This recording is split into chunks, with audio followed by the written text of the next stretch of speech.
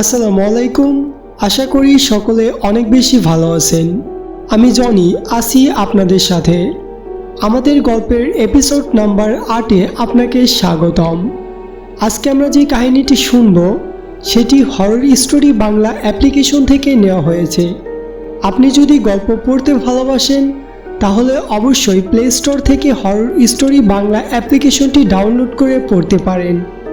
আর আপনি যদি গল্প লিখতে ভালোবাসেন তাহলে অবশ্যই গল্প লিখে পাঠিয়ে দিন আমাদের কাছে। গল্প পাঠাতে আমাদের Facebook page JS official studio অথবা আমাদের জিমেইল jsofficialstudio@gmail.com-এ যোগাযোগ করুন।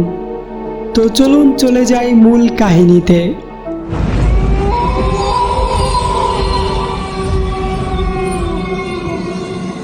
সে আজ থেকে অনেক দিন আগের কথা। 1,500 বছর তো হবেই। প্রাচীন গ্রীসে এথেন্স বলে একটা জায়গা ছিল। এথেন্স কিন্তু অপরিচিত নাম নয়, সবাই এই নাম শুনেছে ইতিহাসে। সেই এথেন্সেরই একটা পাহাড়ঘেরা গ্রামে এক জঙ্গলের মধ্যে একটা পুরনো বাড়ি ছিল। বাড়িটা অবশ্যই অনেকদিন ধরে খালি পড়েছিল। একে তো নির্জন পাহাড়ি অঞ্চল, তার উপর বন জঙ্গল দিয়ে ঘেরা পরিবেশ, তাই হয়তো পরিত্যক্ত বাড়িটি।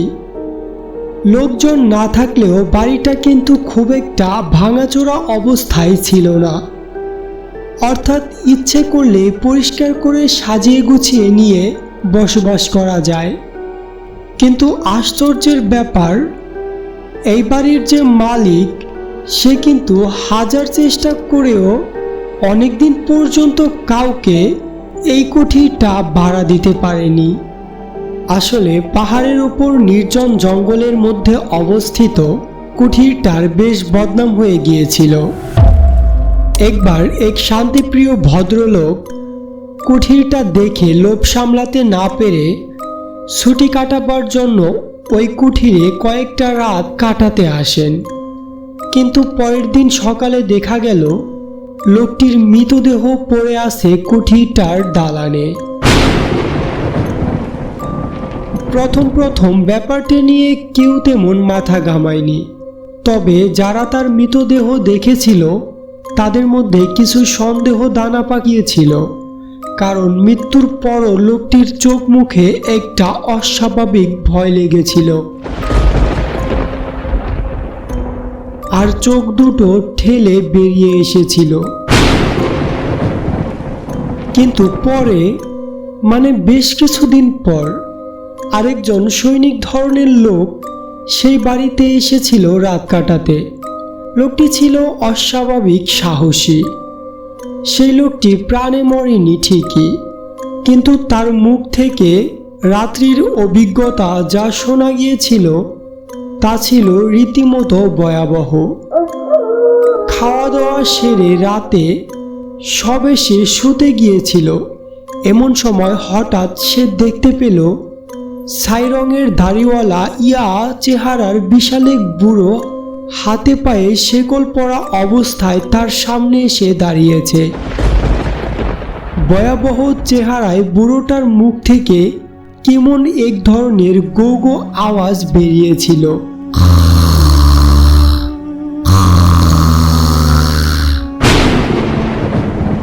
সৈনিক পুরুষটি মারা যায়নি ভয়ে, কিন্তু অজ্ঞান হয়ে গিয়েছিল। পরের দিন জ্ঞান ফিরে পেয়ে সঙ্গে সঙ্গে সে সেই কুঠির ছেড়ে পালিয়ে গেল। সৈনিকটির মুখে সব শোনার পর সারা গ্রামে আতঙ্ক ছড়িয়ে পড়ল। এমনকি দিনের বেলাতেও আর কোনো সাহসী লোক ওই বাড়ির দিকে পা মারাতো না।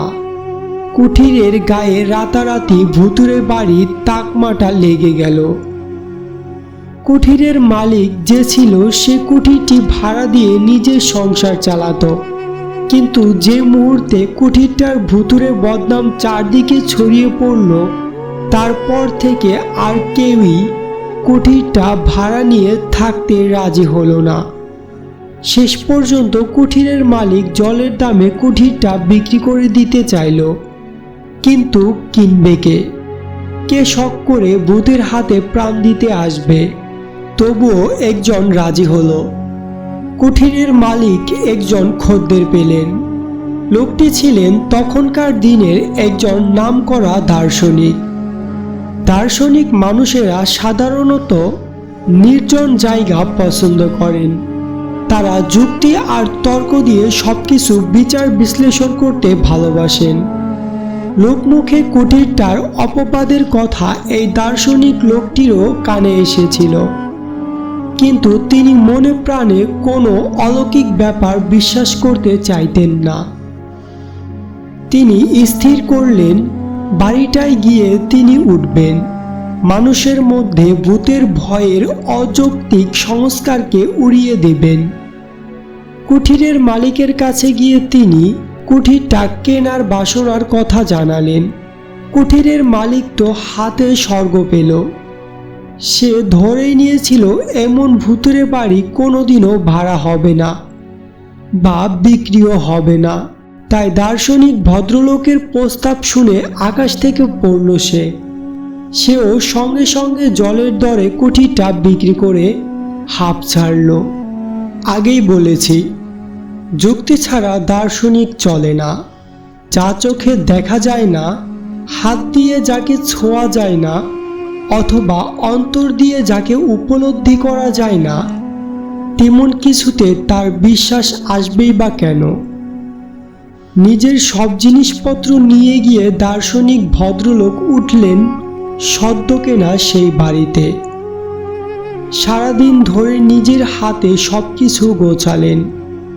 নিজের হাতেই সব কাজ করতে হয়েছিল, কারণ বাড়িটার এমন বদনাম হয়েছিল যে বেশি পয়সার লোভ দেখিয়েও কোনো চাকর বাকর রাখতে পারেননি তিনি। যাই হোক, সারাদিন পরিশ্রমের পর দার্শনিক ভদ্রলোক বেশ ক্লান্ত হয়ে পড়েছিলেন। খুব একটা খাবার ইচ্ছে না থাকলেও রাতে সামান্য রুটি মাংস আর কফি দিয়ে রাতের আহার শেষ করলেন। তারপর গিয়ে শুলেন তার ছোট্ট বিছানায়। মাথার কাছে সেকেল ধরনের একটা জানালা ছিল, সেটা খুলেই রাখলেন। গরমের দিন, রাতের ফুরফুরে হাওয়ায় অত্যন্ত ক্লান্ত দেহে বাতি নিভিয়ে শোয়ার সাথে সাথেই তিনি গভীর ঘুমে তলিয়ে গেলেন। কতক্ষণ ঘুমিয়েছিলেন কে জানে। হঠাৎ একটা অদ্ভুত আওয়াজ আর অস্বস্তির মধ্যে তার ঘুমটা ভেঙে গেল। গভীর ঘুমে আচ্ছন্ন মানুষের হঠাৎ ঘুম ভেঙে গেলে প্রকৃতস্থ হতে সময় লাগে। দার্শনিক ভদ্রলোকেরও সামান্য সময় লাগলো। তিনি কোথায় আছেন, কেমনভাবে আছেন একটু বুঝতে। তারপরও তার সব কিছু একে একে মনে পড়ল। তিনি নতুন বাড়িতে এসেছেন, আর নতুন বাড়িতে এটাই তার প্রথম রাত্রিবাস। সব মনে পড়তে লাগলো। কান খাড়া করে অদ্ভুত আওয়াজ আর অস্বস্তিটা বোঝার চেষ্টা করতে লাগলেন। মিনিট 2-3 মরার মতো পড়ে থেকে তিনি বুঝলেন আওয়াজটা অনেকটা শেকলের ঝনঝন আওয়াজের মতো, কিন্তু খুব অস্পষ্ট। কে যেন অনেক দূর থেকে শেকল টেনে টেনে আসছে। ধীরে ধীরে চোখ মেলে তাকালেন দার্শনিক ভদ্রলোক। জমাট অন্ধকার সারা ঘরে ছড়িয়ে আছে। মাথার কাছে জানালা দিয়ে কেবল আকাশটুকু দেখা যায়। অবশ্যই সেই সময় আকাশটাকে আলাদা করে চেনা যাচ্ছিল না। আকাশের রং আর ঘরের রং এক হয়ে গিয়েছিল। দার্শনিক ভদ্রলোক কিন্তু চট করে বিছানা ছেড়ে উঠে বসলেন না। তিনি লক্ষ্য করতে চাইলেন ব্যাপারটা কি। আরও একটা অনুভব করলেন তিনি, সমস্ত ঘরের বাতাস যেন স্তব্ধ হয়ে আছে। একটা দম বন্ধ করা গুমটে পরিবেশের সৃষ্টি হয়েছে। অনেকটা সময় যখন এইভাবে কেটে গেল আর জমাট বাঁধা অন্ধকারটা যখন ধীরে ধীরে সরে এলো, হঠাৎই তিনি আবিষ্কার করলেন হাতে পায়ে শেকল বাঁধা একটা অস্পষ্ট ছায়ামূর্তি। আস্তে আস্তে ভেসে উঠেছে। হাত নেড়ে সেই ছায়ামূর্তিটা কি যেন বলতে চাইছে তাকে। মূর্তির দুটো চোখ থেকে যেন জ্বলন্ত আগুনের আভা বের হচ্ছে। দার্শনিক ভদ্রলোক ছিলেন প্রচণ্ড সাহসী। ভৌতিক কিছুতেই তার তেমন বিশ্বাস ছিল না, তবুও ভয় না পেলেও একটা অদ্ভুত বিস্ময় তাকে কিছুক্ষণের জন্য আচ্ছন্ন করে ফেললেন। তিনি বুঝতে চেষ্টা করলেন জিনিসটা কি, কোনো ভয়ঙ্কর দানব নাকি কোনো অসৎ মানুষ এইভাবে সাজগোজ করে তাকে ভয় দেখাতে এসেছে। শুয়ে শুয়ে এসব নানান যুক্তিতর্ক যখন তার মনে ঝড় তুলছে, তখনই তিনি দেখলেন সেই হাত পায়ে শেকল পরা ছায়ামূর্তিটা ধীরে ধীরে তার দিকেই এগিয়ে আসছে। দু চোখ সেটার তখনও জ্বলছে। সে যেন মুখ হা করে আর হাত পা নেড়ে কিছু যেন বলতেই চাইছে তাকে। আর হাত পা নাড়ার সাথে সাথে শেকলের ঝনঝন আওয়াজটাও ক্রমাগত শব্দ তুলছিল। অন্য কেউ হলে এতক্ষণ নিশ্চয়ই অজ্ঞান হয়ে যেত ভয়ে, অথবা দুর্বল হৃদয়ের লোক হলে মৃত্যুও হতো ভয়ে। কিন্তু অত্যন্ত সাহসী এই ভদ্রলোকটির কিছুই হলো না, বরং তিনি যেমন ছিলেন সেইভাবেই তাকিয়ে রইলেন ছায়ামূর্তিটার দিকে। আসলে তিনি দেখতে চাইছিলেন মূর্তিটা এরপর কি করে। এক মুখ দাড়িগোঁফের জঙ্গল আর এক মাথা রুক্ষ চুলে মূর্তিটাকে বেশ বীভৎস আর ভয়াবহ মনে হচ্ছিল। তার উপর তার হাতের নখগুলো ছিল বেশ বড় বড়। হাতের তীক্ষ্ণ আর বড় বড় নখ দেখে দার্শনিক ভদ্রলোকের মনে একটা অন্য ধরনের ভয়ও এলো। ভূতে তিনি বিশ্বাস করতেন না।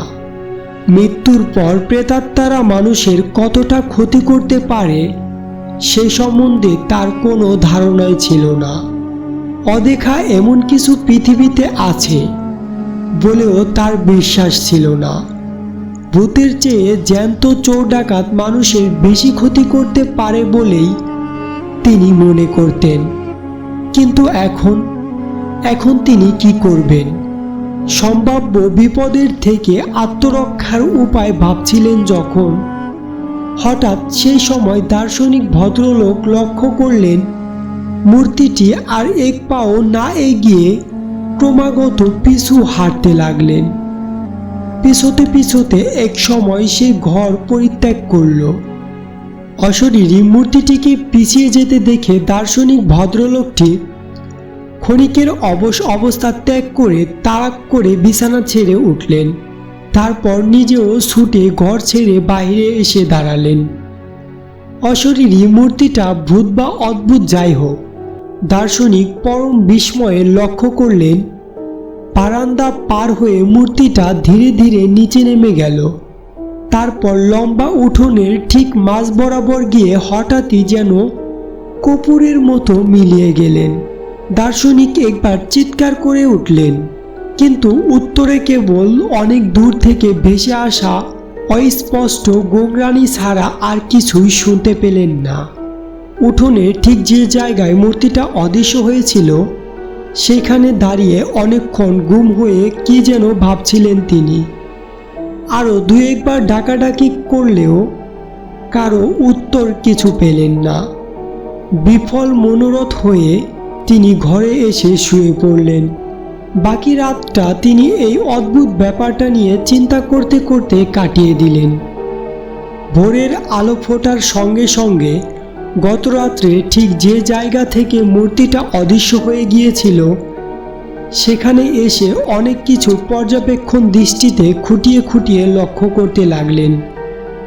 কিন্তু দিনের বেলায় কোনো কিছু তার অস্বাভাবিক মনে হলো না। পাহাড়ের টিলায় এই কুঠিরটা ছিল লোকালয় থেকে বেশ কিছু দূরে। তার উপর ভুতুড়ে বদনামের জন্য লোকজন, এমনকি কোনো সাহসী পুরুষও এই বাড়ির ত্রিসীমানায়ও আসত না। নির্জন নির্বান্ধব এই পরিবেশে দার্শনিক ভদ্রলোক আবার তন্ময় হয়ে গেলেন নিজের পড়াশোনায়। প্রায় সারাদিনই বইয়ের জগতে ডুবে থাকলেন। ফলে রাতের সেই অশরীরী আর অদ্ভুত ঘটনার কথা প্রায় ভুলেই গেলেন। রাতের খাওয়া দাওয়া সেরে যখন বিছানায় শুতে এলেন, তখনই আরেকবার তার গত রাতের ঘটনার কথা মনে পড়ল। কিন্তু ঘটনাটিকে তিনি তেমন আমল দিলেন না। ভাবলেন অত্যাধিক ক্লান্তি আর চিন্তাগ্রস্ত থাকার জন্য আধা ঘুম আধা জাগরণে কি দেখতে কি দেখেছিলেন। বিছানায় শোয়ার সাথে সাথে ঘুম না এলেও কিছুক্ষণের মধ্যেই গভীর ঘুমে তলিয়ে গেলেন। ভয়ডর না থাকার জন্য সব কিছুকেই অলৌকিক বলে উড়িয়ে দিলেন। আজ রাতেও কিন্তু গত রাতের ঘটনার পুনরাবৃত্তি হলো।